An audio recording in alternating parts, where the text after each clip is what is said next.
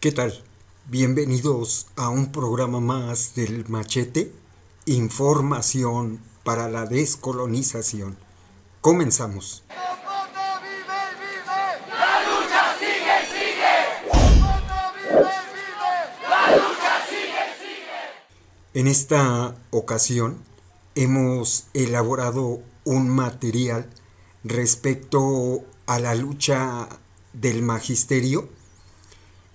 por la abrogación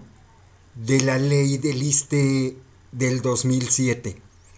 Esperemos que sea de su agrado. Si es así, denos like, compártanos y suscríbanse. Producto de la lucha de clases, tanto nacional como internacional, los trabajadores mexicanos le arrebataron a la burguesía algunas prestaciones y derechos laborales, como es el caso de las pensiones. Esto durante la primera mitad del siglo XX. Sin embargo, producto del mal manejo de la economía nacional que hicieron los gobiernos priistas, en la década de los 80 el país entra en una crisis económica de la que deciden salir pidiendo un préstamo al Fondo Monetario Internacional, el cual exige como condición la implementación de políticas neoliberales como una reforma estructural que incluya el recorte a los derechos laborales, la disminución de los salarios y la desaparición de las pensiones, así como la disminución al gasto público en general. Y en 1997, el gobierno de Zedillo implementa una reforma a la ley del IMSS, argumentando que ya no podían pagar pensiones a los trabajadores porque era una carga demasiado fuerte para ese instituto de salud y el Estado. Y en el 2007, con el mismo argumento, el gobierno panista de Calderón implementa la ley del ISSSTE, como si en realidad el Estado y las empresas fueran quienes sufragaran ese gasto. Se les olvida que esos gastos salen de los impuestos que nos quitan a todos los trabajadores. Sin embargo, pretenden hacernos creer que es por la benevolencia de ellos, cuando el verdadero objetivo fue crear una contraofensiva a los derechos laborales que se habían obtenido. Pero además era conseguir que el capital financiero nacional y extranjero le quitaran al Estado el control de ese dinero generado por los trabajadores y pasaran a ser administrados por una empresa privada llamada Empresa Administradora de Fondo para el Retiro, las AFORE, lo que implicó sustituir al llamado Sistema Solidario del Estado, donde las aportaciones de los trabajadores generaban ganancias para ellos y donde las jubilaciones eran a los 60 años de edad con 500 semanas cotizadas y la pensión correspondía al 100% del salario. Para los trabajadores del ISSSTE, en el sistema solidario, las pensiones eran al 100%, valorados en salarios mínimos, a los 30 años laborales en los hombres y a los 28 años en las mujeres, sin importar la edad que se tuviera, siempre y cuando cumplieran con los años laborales. Después de la reforma de Calderón del 2007, se incrementan las semanas cotizadas a 1,250 y un año más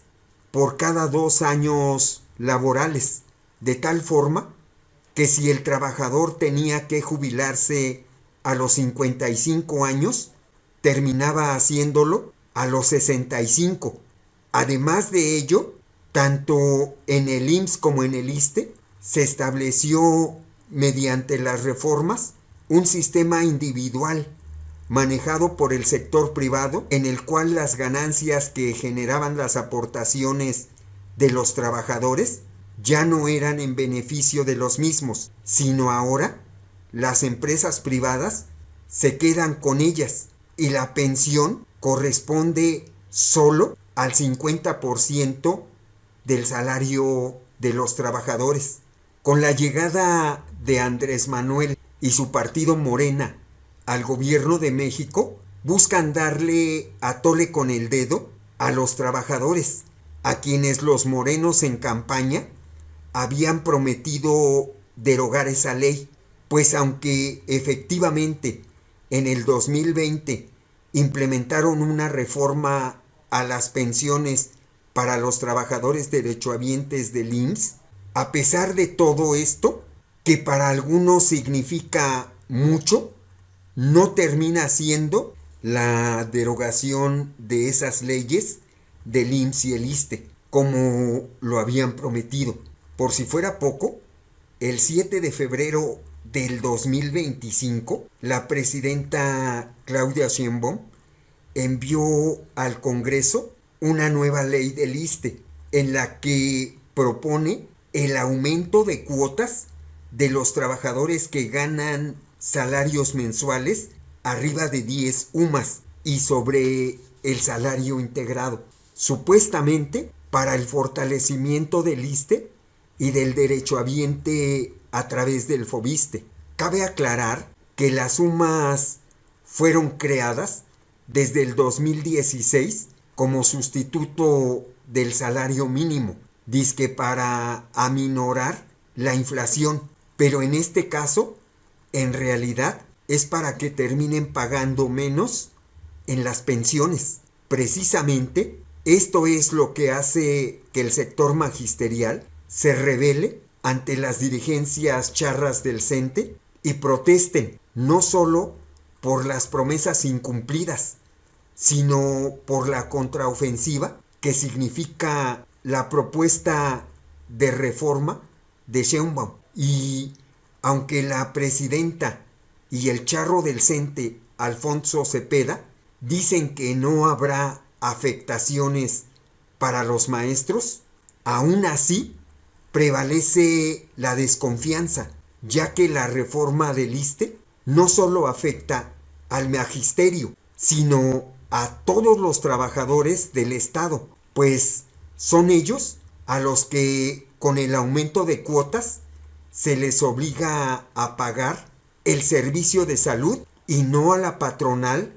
como debería de ser. En el tema de las pensiones y jubilaciones, se mantiene el gran negocio de los bancos, como las cuentas individuales de las Afore, pues las pensiones y jubilaciones seguirán siendo calculadas en UMAS y no en salarios mínimos, lo que implica que las nuevas generaciones de docentes accedan a jubilaciones muy bajas, y la argumentación es que de otra forma no alcanzaría recurso alguno para pagarlas, aunque esto podría subsanarse si se les implementara impuestos progresivos a los bancos que siguen enriqueciéndose con las Afore y a las grandes fortunas de los Slim, Azcárraga, Larrea, etc. Con todo esto, los maestros recibieron un balde de agua fría de realidad, dado que la mayoría de ellos votaron por Sheinbaum con la esperanza de que se eliminaran las UMAS, el negocio de las Afore y la odiada USICAM, que los convierte despectivamente en maestros de primera y de segunda, así como el régimen de excepción laboral y la reforma educativa de Peña Nieto, que AMLO mantuvo. Todo esto dada la promesa hecha de que así sería, de tal manera que, aunque las reformas promovidas por Andrés Manuel otorgan algunos beneficios, estos son mínimos, pues aunque en el caso de la reforma a la pensión del ISSSTE otorga una reducción en las semanas cotizadas, no le han quitado los ahorros de los trabajadores a las Afore. El sistema de pensiones prácticamente sigue intacto, ya que es el mercado y las empresas privadas las que manejan los ahorros de los trabajadores y se enriquecen a costa de ellos. Es decir, que su tan cacareada reforma no eliminó la privatización de las pensiones y solo ha sido utilizada facciosamente para que todos piensen que el gobierno está en favor de los trabajadores y de paso ganarse adeptos y votos para Morena. Y es que Morena, como fiel representante y defensor de la burguesía, no quiere afectar sus intereses, no quiere incrementarles impuestos a la oligarquía nacional y extranjera que extraen los recursos naturales de nuestro país, como el oro, la plata, minerales, el agua y las maderas. En síntesis, ni toca los intereses de la burguesía, tampoco afecta a las empresas privadas de las Afore y no resuelve el problema de la pobreza. De ahí que el magisterio de base, agrupado en la CENTE, haciendo un esfuerzo sobrehumano, renace de entre las cenizas en las que el Estado lo había sumido y dando un ejemplo de dignidad y entereza, ha emprendido una serie de movilizaciones que, aunque no han logrado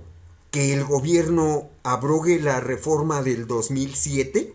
sí logró que momentáneamente se suspendiera la reforma que Sheinbaum había enviado. Y esto es un gran logro, lo que demuestra dos cosas. Una, que solo con la lucha organizada de los trabajadores se evitará la contraofensiva de la burguesía. Y dos, que ningún gobierno